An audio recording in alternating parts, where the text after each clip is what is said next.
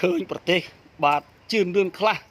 បាទទំនួតខ្លួនឯងបាទដូចជាប្រទេសមហាអំណាចប្រទេសផ្សេងបាទជាពិសេសប្រទេសលំណាក់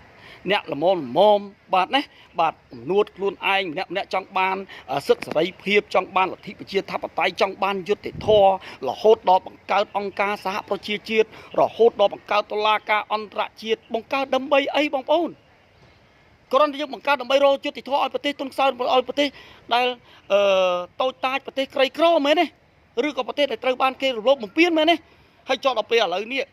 ប្រទេសកម្ពុជាយើងត្រូវបានបាទប្រទេសថៃរំលោភបំពានមើលឃើញចាក់ស្ដែងហើយបើមិនជឿទេយើងចុះមកអង្គការសហប្រជាជាតិចុះមកមើលទៅណាដាក់អង្គការដាក់នេះមកត្រួតពិនិត្យមើលទៅនរណាបាញ់មុននរណាបាញ់ក្រោយ